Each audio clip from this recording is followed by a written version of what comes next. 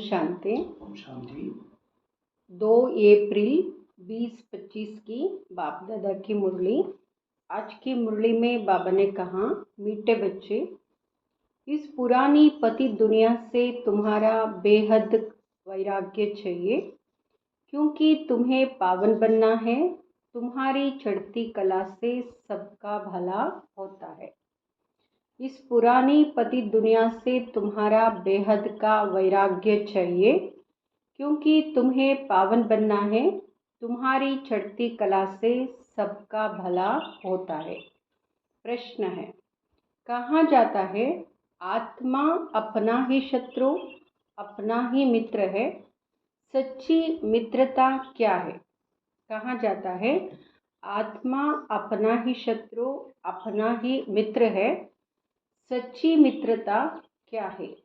उत्तर, एक बाप की श्रीमत पर सदा चलते रहना। एक बाप की श्रीमत पर सदा चलते रहना, यही सच्ची मित्रता है। सच्ची मित्रता है एक बाप को याद कर पावन बनना और बाप से पूरा वर्षा लेना। यह मित्रता करने की युक्ति बाप ही बतलाते हैं।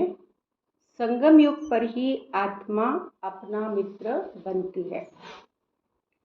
गीत है, तूने रात गवाई सो के, दिन गवाई खाके, हीरे जैसा अनमोल जीवन गवा दिया। ओम शांति। यूँ तो यह गीत है भक्ति मार्ग के। सारी दुनिया में जो गीत गाते हैं, वह शास्त्र पढ़ते हैं, तीर्थों पर जाते हैं, वह सब है भक्ति मार्ग। ज्ञान मार्ग किसको कहा जाता है, भक्ति मार्ग किसको कहा जाता है, यह तुम बच्चे ही समझते हो। वेद शास्त्र उपनिषद आदि यह सब है भक्ति के। आधा कल्प भक्ति चलती है, आधा कल्प फिर ज्ञान की प्रारब्ध मिलती है। भक्ति करते करते उतरना ही है। 84 जन्म लेते नीचे उतरते हैं, फिर एक जन्म में तुम्हारी चढ़ती कला होती है। संगम युग में चढ़ती कला होती है। इसको कहा जाता है ज्ञान मार्ग। ज्ञान के लिए गाया हुआ है 1 सेकंड में जीवन मुक्ति। रावण राज्य जो द्वापर से चलाता है, वह खत्म हो फिर राम राज्य स्थापन होता है। ड्रामा में जब तुम्हारे 84 जन्म पूरे होते हैं, तब चढ़ती कला से सबका भला होता है। हमारी चढ़ती कला और सबका भला संगम युग में होता है। यह अक्षर कहाँ न कहाँ किसी शास्त्रों में है। चढ़ती कला सर्व का भला। सर्व की सद्गति करने वाला तो एक ही बाप है ना। सन्यासी उदासी तो अनेक प्रकार के हैं, बहुत मत मतांतर है। जैसे शास्त्रों में लिखा है कल्प की आयु लाखों वर्ष। अब शंकराचार्य की मत निकली 10,000 वर्ष। कितना फर्क हो जाता है। कोई फिर कहेगा इतने हजार। कलयुग में है अनेक मनुष्य, अनेक मतें, अनेक धर्म। सतयुग में होती है एक मत। यह बाप बैठ तुम बच्चों को सृष्टि के आदि मध्य अंत का नॉलेज सुनाते हैं। इस सुनाने में भी कितना समय लगता है। सुनाते ही रहते हैं। ऐसे नहीं कह सकते पहले क्यों नहीं यह सब सुनाया। स्कूल में पढ़ाई नंबरवार होती है ना। छोटे बच्चों को आर्गन्स छोटे होते हैं तो उनको थोड़ा सिखलाते हैं। फिर जैसे जैसे आर्गन्स बड़े होते जाएंगे, बुद्धि का ताला खुलता जाएगा, पढ़ाई धारण करते जाएंगे। छोटे बच्चों की बुद्धि में कुछ धारणा हो ना सके। बड़ा होता है तो फिर बैरिस्टर जज आदि बनते हैं। इसमें भी ऐसे है। कोई की बुद्धि में धारणा अच्छी होती है। बाप कहते हैं मैं आया हूँ पतित से पावन बनाने। तो अब पति दुनिया से वैराग्य होना चाहिए। आत्मा पावन बने तो फिर पति दुनिया में रह ना सके। पतित दुनिया में आत्मा भी पतित है, मनुष्य भी पतित है। पावन दुनिया में मनुष्य भी पावन, पतित दुनिया में मनुष्य भी पतित रहते हैं। यह है ही रावण राज्य, यथा राजा रानी तथा प्रजा सब पतित है। यह सारा ज्ञान है बुद्धि से समझने का। इस समय सभी की बाप से है विपरीत बुद्धि। बाबा को पहचानते ही नहीं है, पहचानने के आंक ही नहीं है, इसलिए बाबा कहते सबकी विपरीत बुद्धि है। तुम बच्चे तो बाप को याद करते हो, अंदर में बाप के लिए प्यार है, आत्मा में बाप के लिए प्यार है, रिगार्ड है, क्योंकि बाप को जानते हैं। यहाँ तुम सम्मुख हो, शिव बाबा से सुन रहे हो। वह मनुष्य सृष्टि का बीज रूप ज्ञान का सागर, प्रेम का सागर, आनंद का सागर है। गीता ज्ञानदाता परमपिता त्रिमूर्ति शिव परमात्मा बाप। त्रिमूर्ति अक्षर जरूर डालना, क्योंकि त्रिमूर्ति का तो गायन है ना। ब्रह्मा द्वारा स्थापना, तो जरूर ब्रह्मा द्वारा ही ज्ञान सुनाएंगे। श्री कृष्ण तो ऐसे नहीं कहेंगे कि शिव भगवान वाच, प्रेरणा से कुछ होता नहीं, ना उनमें शिव बाबा की प्रवेशता हो सकती है। शिव बाबा तो पराये देश में आते हैं। सतयुग तो श्री कृष्ण का देश है ना, तो दोनों की महिमा अलग अलग है। मुख्य बात ही यह है। सतयुग में गीता तो कोई पढ़ते नहीं, भक्ति मार्ग में तो जन्म जन्मांतर पढ़ते हैं। ज्ञान मार्ग में तो वह हो ना सके। भक्ति मार्ग में ज्ञान की बातें होती नहीं। अभी रचता बाप ही रचना के आदि मध्य अंत का ज्ञान देते हैं। मनुष्य तो रचता हो ना सके। मनुष्य कह ना सके कि मैं रचता हूँ, रचता तो शिव बाबा है। बाप खुद कहते हैं, मैं मनुष्य सृष्टि का बीज रूप हूँ, मैं ज्ञान का सागर, प्रेम का सागर, सर्व का सद्गति दाता हूँ। श्री कृष्ण की महिमा ही अलग है। तो यह पूरा कॉन्ट्रास्ट लिखना चाहिए, जो मनुष्य पढ़ने से झट समझ जाए कि गीता का ज्ञानदाता श्री कृष्ण नहीं है। इस बात को स्वीकार किया तो वह तुमने जीत पहनी। मनुष्य श्री कृष्ण के पिछाड़ी कितना हैरान होते हैं। जैसे शिव का भगत शिव पर गला काट देने को तैयार हो जाते हैं। काशी कलवट में देखा है ना, बस हमको शिव के पास जाना है। वैसे वह समझते हैं श्री कृष्ण के पास जाना है, परंतु श्री कृष्ण के पास जा ना सके। श्री कृष्ण के पास बलि चढ़ने की बात नहीं होती है। देवियों पर बलि चढ़ते, बलि चढ़ने की बात ही नहीं कहा है। वही देवियों पर बलि चढ़ाते। भक्ति मार्ग में देवियों पर बलि चढ़ते हैं, देवताओं पर कभी कोई बलि नहीं चढ़ेंगे। तुम देवियां हो ना, तुम शिव बाबा के बने हो, तो शिव बाबा पर भी बलि चढ़ते हैं। शास्त्रों में इन सब बातें लिख दी है। तुम तो शिव बाबा के बच्चे हो, तन मन धन बलि चढ़ाते हो। संगम युग में तन मन धन से बलि चढ़ाते हैं, और कोई बात नहीं। इसलिए शिव और देवियों पर बलि चढ़ाते हैं, और किसी के ऊपर बलि नहीं चढ़ाते, क्योंकि संगम युग में बलि चढ़ाते हैं ना।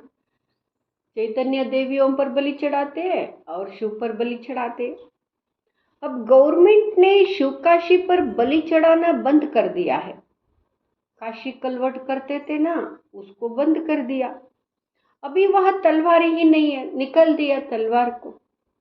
भक्ति मार्ग में जो अपघात करते हैं, यह भी जैसे अपने साथ शत्रुता करने का उपाय है। मित्रता करने का एक ही उपाय है। तो बाप बतलाते हैं, पावन बनकर बाप से पूरा वर्षा लो, यही मित्रता है।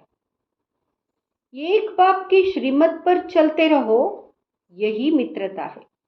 कहते हैं जीवात्मा अपना ही शत्रु है। फिर बाप आकर ज्ञान देते हैं, तो जीवात्मा अपना मित्र बनती है। आत्मा पवित्र बन बाप से वर्षा लेती है।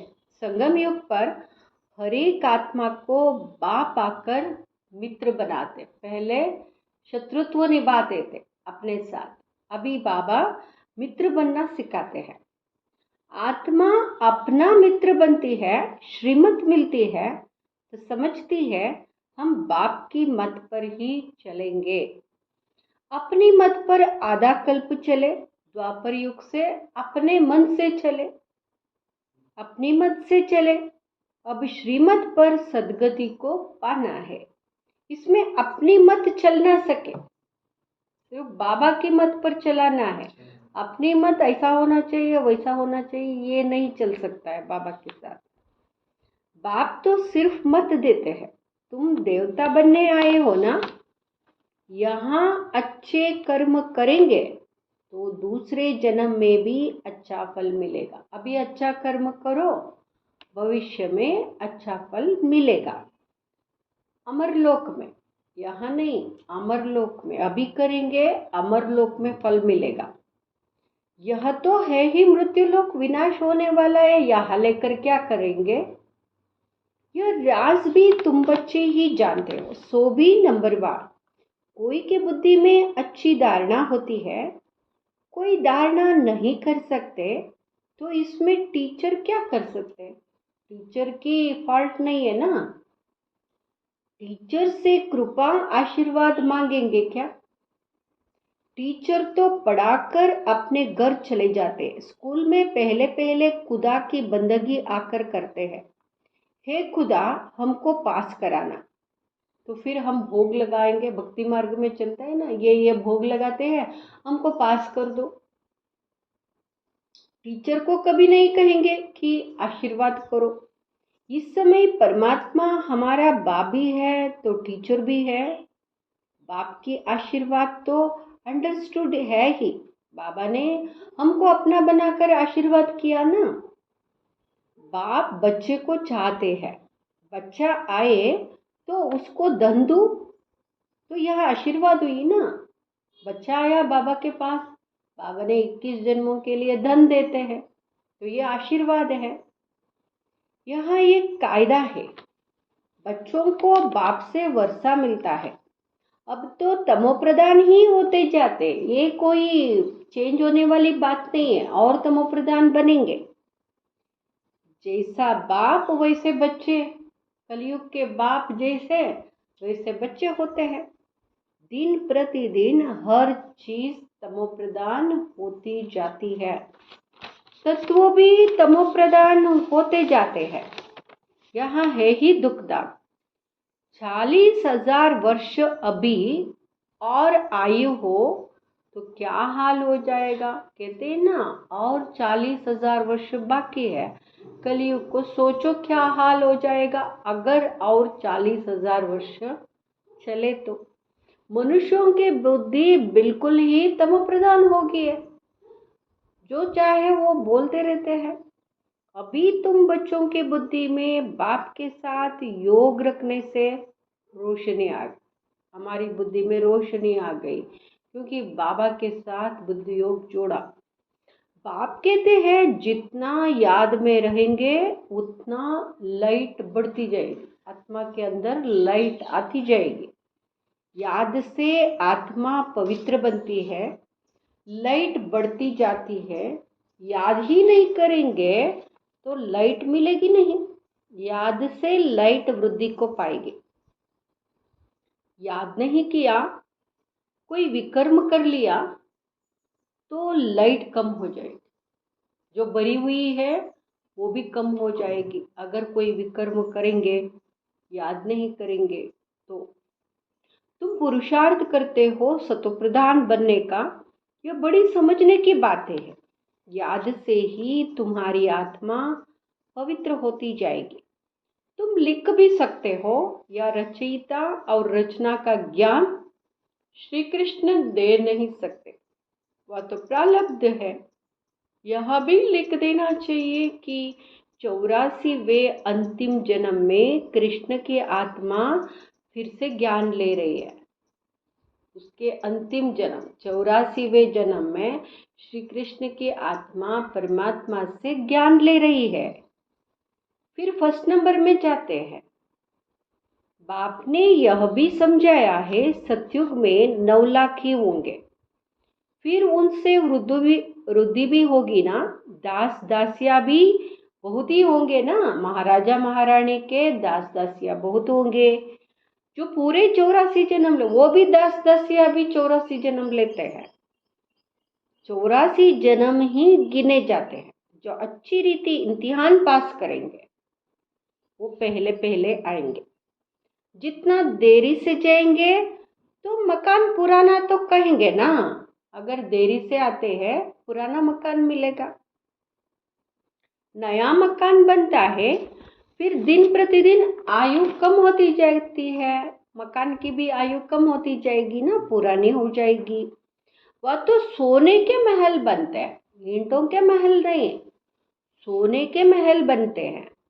वह तो पुराने हो ना सके, वह मकान पुराना हो ना सके। बाबा कहते सोने का बनता है ना, सोने तो सदैव चमकता रहता है, वो थोड़े ही काला पड़ता है। फिर भी साफ जरूर न करना पड़े, ऐसे नहीं ऐसे ही छोड़ दिया, साफ तो करना पड़ेगा। जवर भी बल पक्के सोने के बनाओ तो भी आखिरी चमक तो कम होती है, फिर उनको पॉलिश चाहिए। तुम बच्चों को सदैव यह खुशी रहनी चाहिए कि हम नई दुनिया में जाते हैं। इस नरक में यह अंतिम जन्म है। इन आंखों से जो देखते हैं जानते हैं यह पुरानी दुनिया पुराना शरीर है। अभी हमको सतयुग नई दुनिया में नया शरीर लेना है। 5 तत्व भी नए होते हैं, ऐसे विचार सागर मंथन चलना चाहिए। यह पढ़ाई है ना, अंत तक तुम्हारी यह पढ़ाई चलेगी। पढ़ाई बंद हुई तो विनाश हो जाएगा। तो अपने को स्टूडेंट समझ इस खुशी में रहना चाहिए। मैं स्टूडेंट हूँ, मैं भगवान के स्टूडेंट हूँ, गॉडली स्टूडेंट हूँ, ये नशे में रहना चाहिए। भगवान हमको पढ़ाते हैं, यह खुशी कोई कम थोड़े ही है, परंतु साथ साथ माया भी उल्टा कर्म करा लेती है। 5-6 वर्ष पवित्र रहते, फिर माया गिरा देती। एक बार गिरे तो फिर वह अवस्था हो ना सके। हम गिरे हैं तो वह घृण आती है। अभी तुम बच्चों को सारी स्मृति रखनी है। इस जन्म में जो पाप किए हैं, हर एक आत्मा को अपने जीवन का तो पता है ना। कोई मंद बुद्धि, कोई विशाल बुद्धि होते हैं। छोटेपन की हिस्ट्री याद तो रहती है ना, या बाबा भी छोटेपन की हिस्ट्री सुनाते हैं ना। बाबा को वह मकान आदि भी याद है। छोटेपन में जो मकान में रहते थे ब्रह्मा बाबा, वो भी याद है। परंतु अभी तो वहाँ भी सब नया मकान बन गए होंगे। 6 वर्ष से लेकर अपनी जीवन कहानी याद रहती है। अगर भूल गया तो डल बुद्धि कहे नहीं मुझे याद नहीं है, तो बाबा कहेगा डल बुद्धि है, मेरे को तो 4 साल से सब याद। बाप कहते अपनी जीवन कहानी लिखो, लाइफ की बात है ना। मालूम पड़ता है लाइफ में कितने चमत्कार थे। गांधी नेहरू आदि के कितने बड़े बड़े वैल्यूम बनते हैं। लाइफ तो वास्तव में तुम्हारी बहुत वैल्यूएबल है। हम बाबा के बच्चे बन गए ना, तो बाबा कहते तुम्हारी लाइफ वैल्यूएबल है। वंडरफुल लाइफ यहाँ है मोस्ट वैल्यूएबल, अमूल्य जीवन। इनका मूल्य कथन नहीं किया जा सकता। इस समय तुम ही सर्विस करते हो, यह लक्ष्मी नारायण कुछ भी सर्विस नहीं करते। तुम्हारी लाइफ बहुत वैल्यूएबल है, जबकि औरों का भी ऐसा जीवन बनाने की सर्विस करते हो। जो अच्छी सर्विस करते हैं वह गायन लायक होते हैं। अभी जो बाबा के बच्चे अच्छी सेवा करेंगे, द्वापर के बाद उनकी गायन बहुत अच्छी होगी। पूजा करेंगे, गायन करेंगे, महिमा करेंगे। वैष्णव देवी का भी मंदिर है ना। अभी तुम सच्चे सच्चे वैष्णव बनते हो। वैष्णव माना जो पवित्र है, वैष्णव माना पवित्र। अभी तुम्हारा कान पान भी वैष्णव है, पवित्र है। पहले नंबर के विकार में तो तुम वैष्णव हो ही। पहले नंबर का विकार माना काम विकार, उसमें तो तुम पवित्र हो ही। जगदम्बा के यह सब बच्चे ब्रह्मा कुमार कुमारियां है ना, ब्रह्मा और सरस्वती, बाकी बच्चे हैं उनकी संतान। नंबरवार देवियां भी है जिनकी पूजा होती है। बाकी इतनी बुझाएं आदि दी है, वह सब फालतू।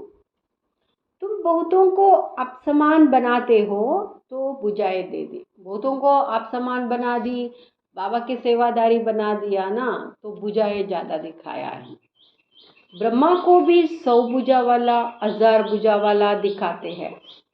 यह सब भक्ति मार्ग की बातें हैं। तुमको फिर बाप कहते दैवी गुण भी धारण करने हैं। किसको भी दुख ना दो, किसको उल्टा सुल्टा रास्ता बताए सत्यानाश ना करो। एक ही मुख्य बात समझानी चाहिए कि बाप और वर्षे को याद करो। अच्छा, मीठे मीठे सिकिलदे बच्चों प्रति माता पिता बाप दादा का याद प्यार और गुड मॉर्निंग। रूहानी बाप की रूहानी बच्चों को नमस्ते। हम रूहानी बच्चों की रूहानी माता पिता बाप दादा को याद प्यार गुड मॉर्निंग नमस्ते। धारणा के लिए मुख्य सार। फर्स्ट, गायन व पूजन योग्य बनने के लिए पक्का वैष्णव बनना है। खान पान की शुद्धि के साथ साथ पवित्र रहना है। इस वैल्यूएबल जीवन में सर्विस कर बहुतों का जीवन श्रेष्ठ बनाना। वैल्यूएबल जीवन है, सेवा करनी है और बहुतों का जीवन श्रेष्ठ बनाना है, तभी गायन पूजन बनेंगे। बाप के साथ ऐसा योग रखना है जो आत्मा की लाइट बढ़ती जाए। ज़्यादा याद करना है बाबा को तो आत्मा की लाइट बढ़ती जाएगी। कोई भी विकर्म कर, लाइट कर्म नहीं करना है। लाइट माना हल्का कर्म नहीं करना है, साधारण कर्म। अपने साथ मित्रता करनी है। वरदान, स्वस्थिति की सीट पर स्थित रह, परिस्थितियों पर विजय प्राप्त करने वाले मास्टर रचता भाव। स्वस्थिति की सीट पर स्थित रह, परिस्थितियों पर विजय प्राप्त करने वाले मास्टर रचता भाव। कोई भी परिस्थिति प्रकृति द्वारा आती है, इसलिए परिस्थिति रचना है और स्वस्थिति वाला रचयिता है। मास्टर रचता व मास्टर सर्वशक्तिवान कभी हार नहीं खा सकते, असंभव है। अगर कोई अपनी सीट छोड़ते हैं, स्वस्थिति को छोड़ देते हैं तो हार होती है। सीट छोड़ना अर्थात शक्तिहीन बनना। सीट के आधार पर शक्तियाँ स्वतः आती है। सीट पर सेट रहेंगे तो शक्तियाँ आती है, परिस्थितियों पर विजय पा सकते हैं। जो सीट से नीचे आ जाते हैं उन्हें माया की धूल लग जाती है। बाप दादा के लाडले मर्जीवा जन्मदारी ब्राह्मण कभी देह अभिमान की मिट्टी में खेल नहीं सकते। बाप दादा के लाडले मर्जीवा जन्मदारी ब्राह्मण कभी देह अभिमान की मिट्टी में खेल नहीं सकते। स्लोगन, दृढ़ता कड़े संस्कारों को भी मोम की तरह पिघला देती है, खत्म कर देती है। दृढ़ता कड़े संस्कारों को भी मोम की तरह पिघला देती है, माना खत्म कर देती है। अव्यक्त इशारे कंबाइंड रूप की स्मृति से सदा विजयी बनो। जैसे ज्ञान स्वरूप हो ऐसे स्नेह स्वरूप बनो। ज्ञान और स्नेह दोनों कंबाइंड हो, सिर्फ ज्ञान नहीं, ज्ञान और स्नेह दोनों कंबाइंड हो, क्योंकि ज्ञान बीज है, पानी स्नेह है। ज्ञान दे दो भले, लेकिन स्नेह भी होना चाहिए ज्ञान देते समय। सिर्फ ज्ञान नहीं चलेगा, क्योंकि ज्ञान बीज डाल रहे हो। स्नेह देना माना पानी डालना बीज को। अगर बीज को पानी नहीं मिलेगा तो फल नहीं देगा। ज्ञान के साथ दिल का स्नेह है तो प्राप्ति का फल मिलेगा। ज्ञान के साथ दिल का स्नेह है तो प्राप्ति का फल मिलेगा। ओम शांति।